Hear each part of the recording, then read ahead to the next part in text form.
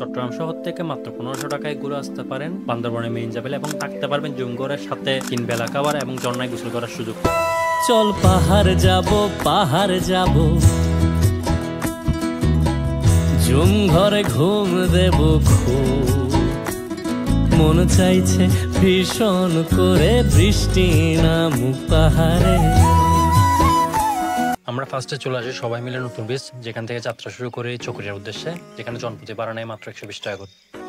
আমরা চকরিয়া বাস থেকে নেমে মেইন জাবেলের জন্য গাড়ি খুঁজতে থাকি। ওই দিন বৃষ্টি পড়ার কারণে গাড়ি খুব কম, এমনিতে ভাড়া হয়ে থাকে 60 থেকে 80 টাকা। গাড়ি না পাওয়ার কারণে আমাদের চান্দা গাড়ি নিতে হয় জনপ্রতি 100 টাকা করে, যেটা দিয়ে আমরা মেইন জাবেলি চলে যাই। মেইন জাবেলিতে যাওয়ার পর আমাদের প্রথম উদ্দেশ্য হচ্ছে আমাদের জুমঘরে যাওয়া, এবং জুমঘরে যাওয়ার জন্য আমরা পাহাড় বেয়ে উঠতেছিলাম এবং উঠতে আমাদের বৃষ্টি পড়ার কারণে অনেকটাই কষ্ট হচ্ছিল, কারণ রুটটা অনেকটা পিচ্ছিল। তারপর হচ্ছে পাহাড় বেয়ে উঠা। অবশ্যই আমরা 40 মিনিট হাঁটার পর আমাদের জুমঘরে গিয়ে পৌঁছালাম। এবং যারা বর্তমানে মেইন জাবেলে যাবেন চিন্তা করতেছে অন্তত বর্ষার দিনে আসবেন না, কষ্ট এখানে উঠতে অনেকটা প্যারা খাবেন, পিচ্ছিল অনেকটা। এবং ওইখানে পৌঁছাতে আমাদের দুপুর হয়ে যায়। আর আমরা গিয়ে ফার্স্টে নামাজটা পড়ে নিই এবং আমরা নামাজ পড়তে পড়তে আমাদের খাবার চলে আসে। আর আমাদের দুপুরের খাবারের মধ্যে ছিল মুরগি, ডিম, সাদা প্লাস ডাল আর হচ্ছে সালাদ, এবং সাথে ছিল জনপ্রতি 2 লিটার করে পানি। এবং খাবার নিয়ে বলতে গেলে একজনের জন্য ছিল পারফেক্ট, এবং খাবারের মান নিয়ে বলতে গেলে আলহামদুলিল্লাহ অনেকটাই ভালো ছিল। এবং খাবার শেষ করে আমরা একটু রেস্ট করে দেন নিয়ে অল্প কিছু ড্রোন শট।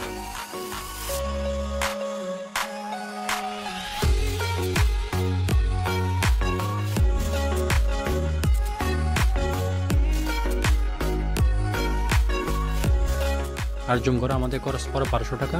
নর্মাল দিনে এই সব রুম হচ্ছে যে 2000 টাকা করে।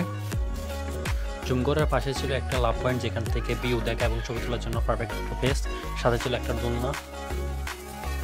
আমরা এখানে কিছুক্ষণ সময় কাটিয়ে আমরা চলে যাই ঝর্ণার উদ্দেশ্যে। ঝর্ণাটা যদিও আমাদের জুমঘর থেকে বেশি দূরে ছিল না, এবং আমাদের যে জুমঘরের অনার ছিল উনি আমাদেরকে নিয়ে যায় ওই ঝর্ণাতে গোসল করে আসার পর আমরা চলে যাই ভিউ পয়েন্টের উদ্দেশ্যে। যদিও ভিউ পয়েন্টটা আমাদের জুমঘরের পাশেই ছিল, এবং ওইখানে গিয়ে কিছুক্ষণ আগে বৃষ্টি পড়ছিল, যার কারণে ম্যাঘগুলো বেশি আসতেছিল, এবং ওইখানে weather plus location just wow.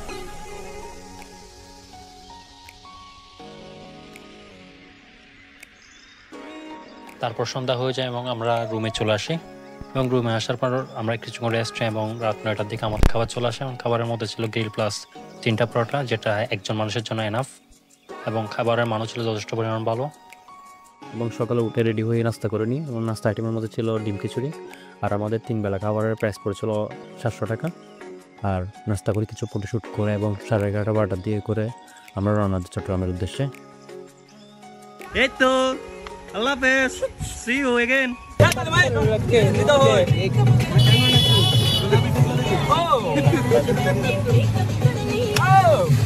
কি